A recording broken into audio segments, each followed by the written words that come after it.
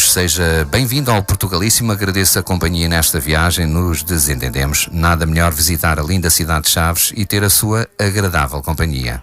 Bom dia, muito obrigado. Antes de falarmos sobre os vocábulos de Trás-os-Montes, gostaria que me ajudasse a clarificar aqui uma frase que disse a Vanessa logo pela manhã, pois eu lhe disse que íamos matar o bicho, as Chaves, e que esperava que ela me desse o pito, e ela hoje está mesmo... está desorientada. Pois, a Vanessa podia ter-lhe dito que lhe daria, de dar-lhe ao pito dela se você lhe desse a sua gancha. Melhor dito, como se diz aqui, a gancha. Matar o bicho significa, nas terras de Trás-os-Montes, tomar o pequeno almoço. Ela estava a pensar que era almoço. Não, tomar o pequeno almoço. Também se pode dizer, em vez de matar o bicho, também se pode dizer comer uma parva, que é uma pequena refeição para quebrar o jejum. Isso é que eu fiz mal, então devia ter... Podia ter. Bom, mas se calhar até não ficava com o olho negro, ficava com os dois. Podia ser. Se calhar.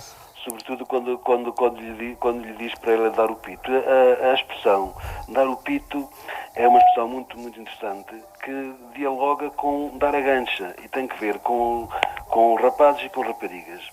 Dar o pito tem uma história muito, muito interessante que remonta ao século XVIII, XIX, em que havia uma mulher, uma senhora chamada Ermelinda Correia, que foi para o convento de Santa Clara para ser freira e era muito gulosa. E a madre superiora proibiu-a de comer guloseimas. Ela não podia comer nenhuma guloseima porque ela era muito gulosa. E então ela, às escondidas, com poucos condimentos, por exemplo, com abóbora e um bocadinho de farinha, à noite fazia uns bolinhos que escondia e que depois ia comer na cela. E, portanto, de algum modo matava a sua gulosice.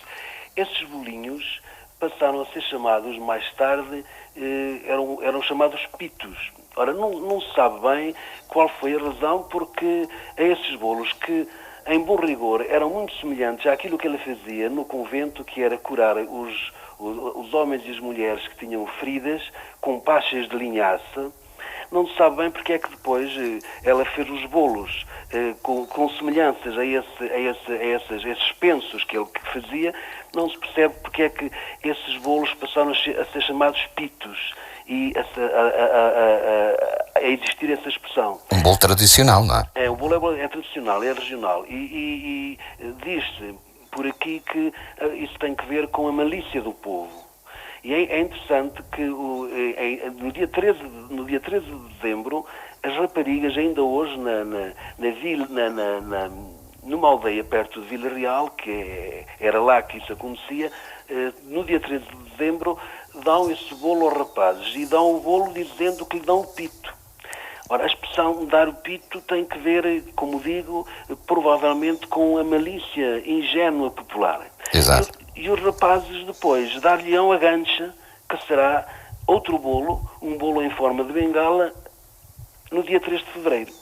Portanto, manteve-se esta dinâmica. Elas, no dia 13 de dezembro, dão-lhes o pito, e eles, no dia 3 de fevereiro, dar-lhes a gancha. Portanto, Manuel, agora penso que a Vanessa já está mais calma, mais esclarecida. Agora sim, Zezé. Mas, de qualquer das formas, fica a aguardar o pito. Espero que ela me dê o pito. Exatamente. Para eu depois saborear quando chegar a casa. Acho muito bem. E depois ela esperará a sua gancha em fevereiro.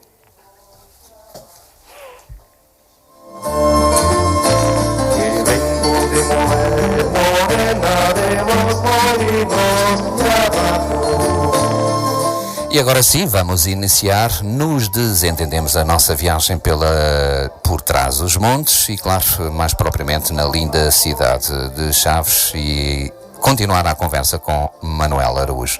Manuel Araújo, podemos falar em transmontanismos? Sim. Há expressões que só existem em Trás-os-Montes. Por exemplo, há uma expressão que eu nunca encontrei em lado nenhum, nem nunca ouvi em lado nenhum, e que é uma expressão que tem que ver, por exemplo, com o significado de rapaz, um miúdo de 5 anos, 7, 8, sobretudo aqui em Trás-os-Montes e sobretudo na minha terra, eu concretamente sou de Rebordelo, que é aqui perto de Chaves. Raparigo é uma expressão transmontana que só se encontra aqui, nunca ouvi em mais lado nenhum, e que tem que ver provavelmente com uma espécie de circulação, uma espécie de osmose entre Portugal e a Galiza. Neste caso, Trás-os-Montes e a Galiza. Estão aqui perto, e na Galiza diz-se também raparigo quando se quer falar de algum rapaz de uma idade aproximada de 7, 8, 9 anos. É de facto uma expressão transmontana. Há outras expressões transmontanas, por exemplo, também nunca ouvi em lado nenhum, quando uma pessoa se refere a fazer amor. Aqui em Trás-os-Montes há uma palavra muito engraçada, que é a palavra guilhar. A palavra guilhar é uma palavra que vem de uma outra palavra, que é a palavra guilho, que é um espigão de ferro ou em pedra, ereto, e que também pode ser um espigão de madeira.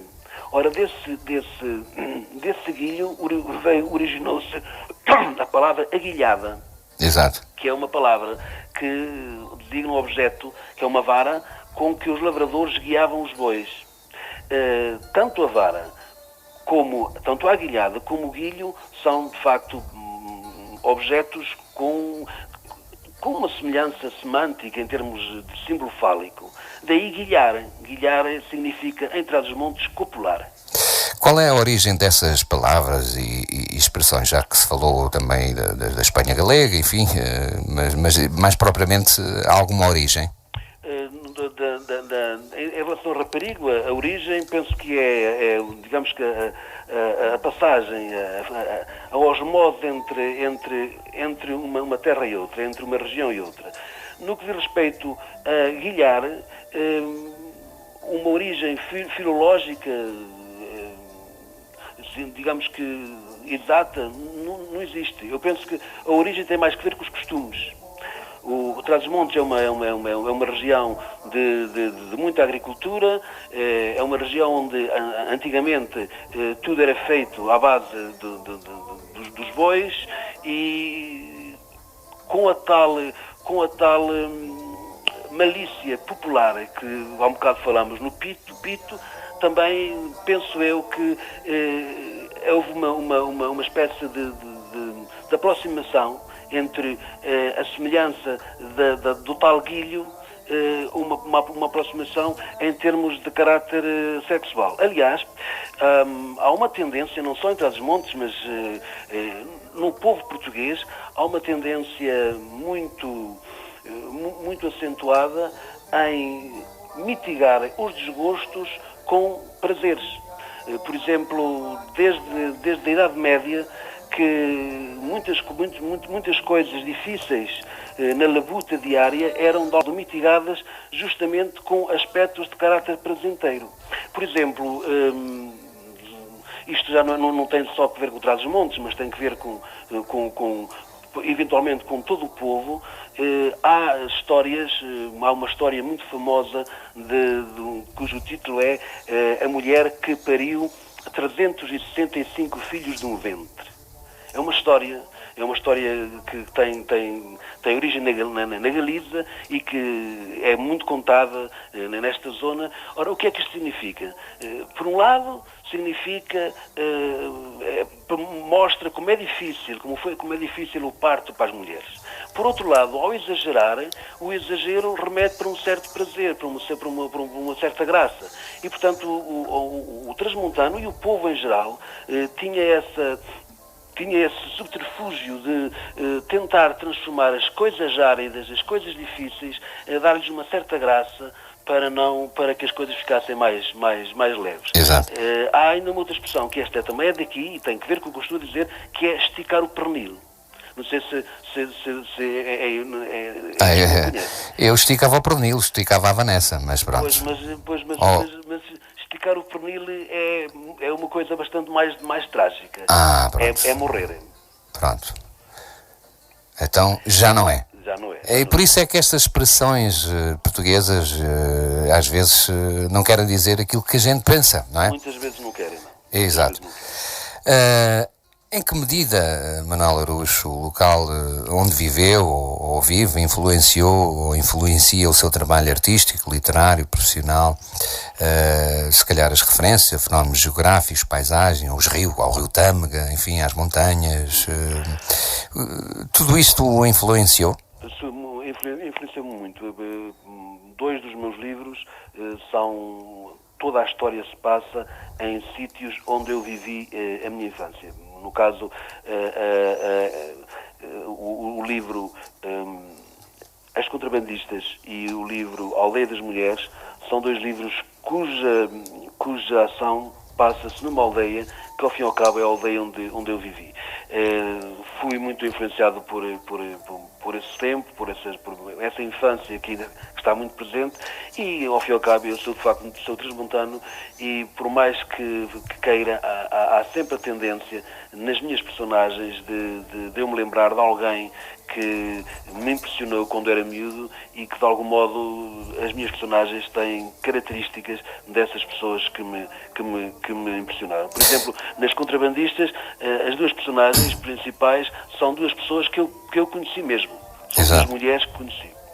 Portanto, não é por acaso que Manuel António Araújo recebeu o prémio de revelação da Associação Portuguesa de Escritores e o Prémio Nacional do Conto, essa de Queiroz.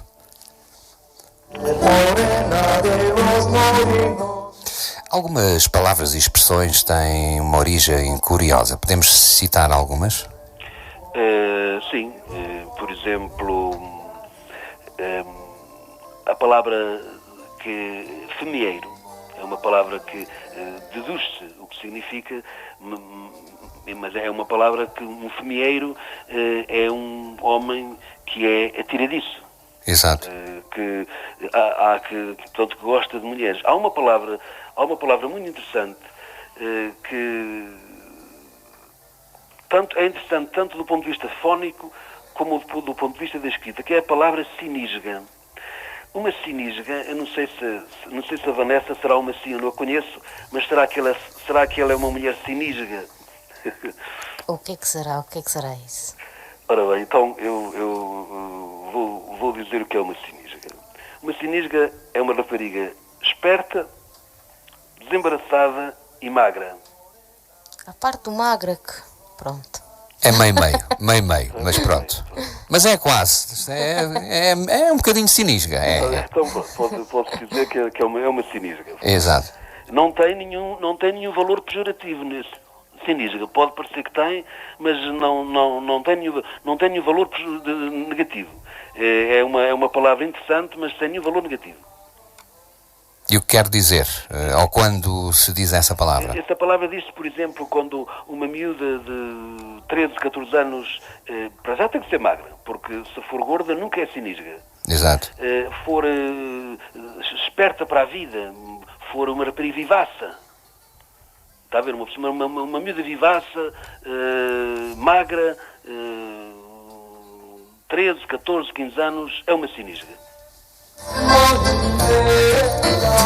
Começando pelas expressões com história, arrocho. Arrocho. Pois arrocho é um aperto. Diz-se... tem uma história, a história do arrocho tem muito que ver com o modo como as cargas eram feitas nas aldeias. As pessoas, como se sabe, nas aldeias trabalha-se muito e o arrocho é feito é um pequeno pau grosso, ligeiramente dobrado e que se usa para apertar cargas. Arrochar significa isso, apertar, e tem que ver com o arcaísmo roxo. Exato. E que o significado é roxo. Se virmos bem, se apertarmos alguma coisa, se apertarmos uma pessoa, ela fica roxa. Então se a Vanessa me apertar o pescoço... Pode ficar roxo, pode ficar outras coisas, mas roxo pode ficar. E lá Gancha do São Brás. a gancha do São Brás foi isso há um bocado quando começamos a conversa, que é tal uma bengala feita de açúcar e que os rapazes dão às raparigas no dia de São Brás, que é o dia 3 de fevereiro. Mas antes disso, já elas lhe deram o pito. Exatamente, o pito. Exatamente. Portanto, a Vanessa dá-me o pito e eu, entretanto, Exatamente. dou-lhe uma gancha de São Brás. Exatamente. Meio-dia novo. O meio-dia novo portanto, são as 2 horas. Os trabalhadores antigamente trabalhavam até por volta das 13h30. Depois, a isso chamavam eles meio-dia. E para distinguir as 2 horas das 13h30, passou a chamar-se às 2 horas o meio-dia novo. E às 13h30 o meio-dia velho. Portanto, até às 2 horas é o meio-dia novo, depois às 13h30 é chamado o meio-dia velho. Esta diferença em termos de horas não é uma coisa que seja muito marcada aqui em Trás-os-Montes, é mais um preciosismo, porque mesmo eu, na minha infância e mesmo de adulto, ouvia a expressão, mas nunca me dei conta que a expressão depois fosse levada à letra. Pito da Santa Luzia. É o que dissemos há pouco, que é o tal doce. Exatamente.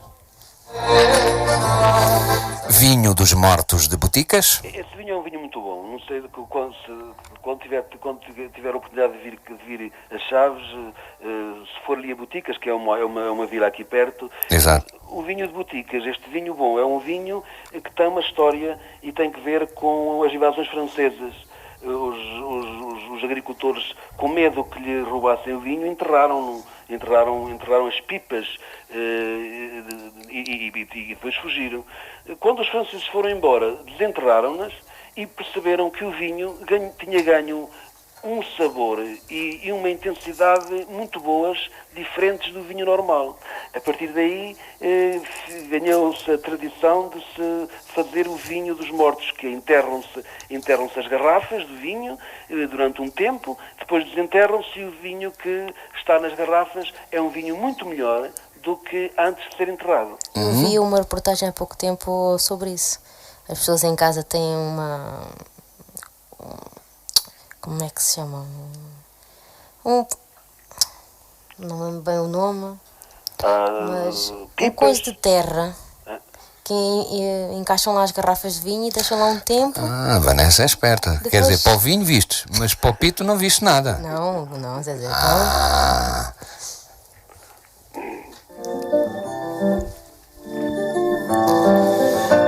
Bom, e agora vamos entrar em outras palavras e expressões. Há quem... Não conheci os queijos e as cadelas. Há mundinho. A mudinha é andar muito devagar, cautelosamente, não andar depressa, andar devagar e com cautela. Exatamente.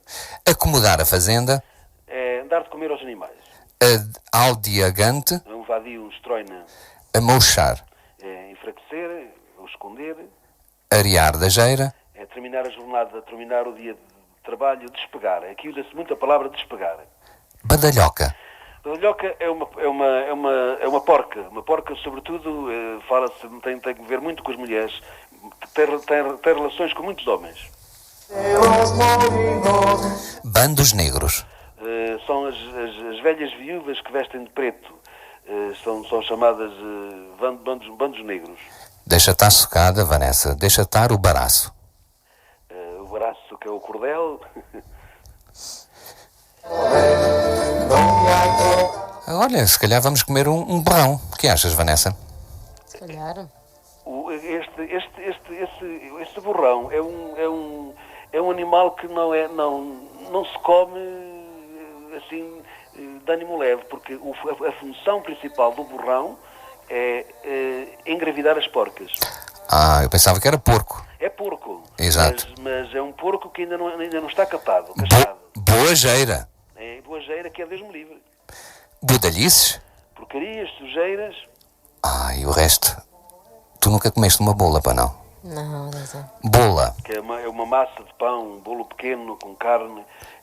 Também é chamada, cá em cima, no tempo da Páscoa, cá em cima, as bolas são chamadas também folares. É pena elas não chegarem cá abaixo. Pois é. Com carai. É a expressão que significa espanto. Cabanelo. É um alpendre, também chamado, onde se põem as alfaias agrícolas, onde se põem as coisas que têm que ver com a agricultura. Cagalérias. É um fanfarrão, diz mentiras muito grandes. Caldeiros. Caldeiros são vasilhas para transportar sólidos ou líquidos. É tão bom ir atrás dos montes e ver as calhonas. Que são as ovelhas. Então, bebendo um bom vinho, ai meu Deus, fico com uma cardiana. É cardiana, que também se diz cardiela, não se diz só cardiana. Na minha terra diz-se cardiela. Manuel Araújo, aí o céu neste momento está enfarruscado? Está, sim, senhora. Com muitas nuvens, com perspectivas de chuva. Mas vê-se belas chambetas ainda na cidade de Chaves. Ainda se vêem boas pernas ainda. Eu estou aflito do meu cibo. É o seu cível, o pedaço. Quando diz o meu cibo, não é a expressão cibo, aqui é mais, não em termos de espaço, mas em termos de objeto. Por exemplo, um bocado de pão, um cibo de pão. Vês como as expressões portuguesas são às vezes traiçoeiras, Vanessa? Pois são, Zezé. Sinisga já falámos, que é rapariga magra, Exatamente. desembaraçada e esperta. Como cão por vinha vindimada. Sem dar nenhuma importância à coisa, sem dar em valor. Passa-se como um cão por vinha vindimada. Não liga absolutamente nada ao que o rodeia. Eu às vezes, penso que não sou cornampas. Cornampas, que é um homem enganado, um homem traído, vulgarmente um corno. Cortinhas. Cortinhas são pequenas porções de terra, parcelas de terra que estão geralmente à volta da casa da pessoa, do dono delas. Espetar. Espetar, lá está, é como guilhar, copular, é a mesma coisa, é fazer amor. É o mesmo sinónimo de guilhar. Exato. A Vanessa até está espingadota. Está crescida, está desenvolvida. Este espigadota tem que ver com o crescimento físico. Bem, estas expressões me põem o chapéu de um pobre. Estar como o chapéu de um pobre, estar estragado, amassado, desgastado, desfeito. É muito engraçado que às vezes usa-se a expressão estar como o chapéu de um pobre, por exemplo, quando nos referimos a uma mulher que tem 20, 30, 40 homens. Diz-se que ela ficou como o chapéu de um pobre. Bem, quando eu vou a Chaves eu fico efemeiro. Tiradiço, femieiro é mesmo a tiradiço. Embicada. Diz-se do pão, embicada, aleijada, diz-se do pão que não cresce, não leva o fermento suficiente e fica assim, amarrotado, embicado. Eu muitas vezes quando ia à zona de Miradela, Torre Dona Chama, Bolsa, as casas em particular têm sempre a loja por baixo. A loja, que é o estábulo, que é o lugar onde os animais dormem, chama-se loja. Quando for aí a Chaves, vou com certeza mercar. Vai comprar alguma coisa. É a palavra mercar, que é uma palavra que ainda hoje usa-se muito, sobretudo as pessoas mais velhas. O meu pai usava muito a palavra, nunca dizia comprar, dizia sempre mercar. E depois quero que o Manuel Araújo me ajude a meter os dedos nas frestas. Que é cumprir uma tarefa muito difícil.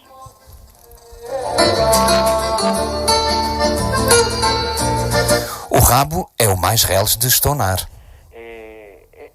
Tem o mesmo significado quando se diz que dá o salto maior que a perna. Quer dizer, é uma tarefa difícil de fazer. Ou então uma tarefa que se faz com algum esforço. Eu acho que vou pôr, mas é essa marra, está a ficar um tempo desagradável. Um casaco muito grosso. Normalmente tem uma gola de pelo. Mas, olha, também vou comer umas sopinhas de cavalo cansado. O que achas?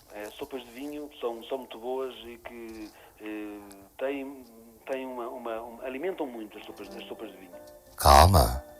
Eu estou a ver ali uma coisa estranha. Tomou um coio. Tomou um coio, apanhou uma pedra. Venda? É um misto de mercearia e de tasca, onde as pessoas compram coisas, aproveitam também para jogar as cartas. É um misto. Manuel Araújo, estamos a chegar à hora do almoço. Dizem que em Trás-os-Montes, onde se come melhor. O que é que sugere? Vou dizer onde se come melhor, mas antes disso vou fazer-lhe a tal pergunta, não se esqueça. Que é esta. Imagine que o senhor tinha uma namorada. Sim. Muito bonita. Com um corpo muito bonito. Exato. Mas que era machorra. Casava com ela? Mau. Chorra. Cachorra. Rapariga, machorra. Machorra. Pode-nos traduzir isso, Manuel? Pois, eu vou dizer o que significado machorra. Em termos de português corrente, machorra pode querer dizer lésbica. Mas, em Trás-os-Montes, machorra é uma mulher estéril, que não engravida. Exato. Olha, até casava. Pelo menos não era pai. E com a crise agora... Exatamente. Com a crise, exatamente. Pois eu aconselho então a almoçar um excelente arroz de fumeiro, que é um prato, é uma especialidade da cidade de Chaves. Exato. Legumes, arroz e fumeiro, e até lhe aconselho dois dos restaurantes onde isso se faz melhor, que é o restaurante Carvalho e o Dom Pinto. Exato.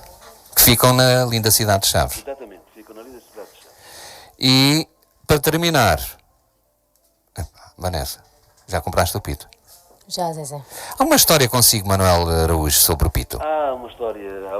Conte-nos rapidamente, se faz favor. Esta expressão, dar o pito, não a conhecia. Conheço há pouco tempo, há tipo 4 ou 5 anos. E uma ocasião estava, quando soube da história, quando isso aconteceu, estava a jantar com uma colega minha e jantámos, e depois, na sobremesa, ela disse-me que a minha sobremesa seria, se eu quisesse, o pito dela. Era à noite, portanto, era um tempo propício para aumentar a malícia. Eu fiquei entre o espantado e de algum modo, com alguma malícia, e sorri. E ela disse-me, mas queres mesmo? Eu quero. Ela sorria muito. Ainda por cima ela vivia com a mãe e disse-me que, se quisesse, a mãe dela também me daria o pito dela. E fomos para a casa dela. Como de calcular, eu nunca tinha ouvido a expressão, e eu ia entre o espantado, e o excitado e o alterado, a ver o que é que se ia passar. E quando chegamos a casa, a mãe recebeu-me, e a minha colega vai ao armário e tira de lá um prato de bolos que eram então os pitos.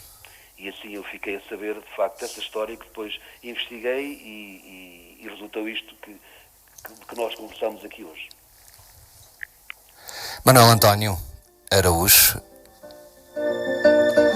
vamos almoçar junto ao Rio Tâmega.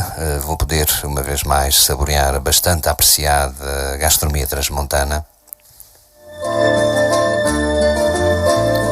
Obrigado, Manuel Araújo, pela companhia nesta viagem. Nos desentendemos. Foi muito interessante, falando e dando a conhecer as expressões transmontanas. Alimentámos a nossa alma, agora vamos alimentar o nosso estômago. Exatamente. E percebemos que a língua portuguesa é rica e diversificada de região para região. Um abraço, amigo, até breve, feliz domingo. E olha, deixo os microfones da Popular FM para as suas considerações finais dessa linda cidade de Chaves. A consideração mais importante que eu me apraz fazer tem que ver com o vosso objetivo, que é verdadeiramente filológico, de mostrar a todo Portugal esse aspecto importante do folclore de cada terra, e que tem que ver com os aspectos linguísticos. É uma atividade muito rica, muito cultural, e que, de certo modo, tem muito que ver com aquilo que já Almeida Garrett fazia, que era ir pelas terras ouvir as histórias e contá-las depois no seu romanceiro. De modo que há uma semelhança entre aquilo que vocês fazem na rádio e aquilo que já fazia Garrett e outros escritores, com a preocupação de preservar os aspectos mais regionais da língua portuguesa. Por isso, parabéns pelo programa e pelos objetivos. Muito obrigado, Manuel. Um grande abraço a essa linda cidade de Chaves, uma cidade histórica, e até uma próxima viagem, onde iremos estar, com certeza, nos desentendemos, viajando, dando a conhecer as expressões, o sotaque, e obrigado também, aliás, isso é natural, esse sotaque transmontano que ouvimos aqui durante alguns minutos. Feliz domingo. Igualmente, muito obrigado. Até sempre. Sábado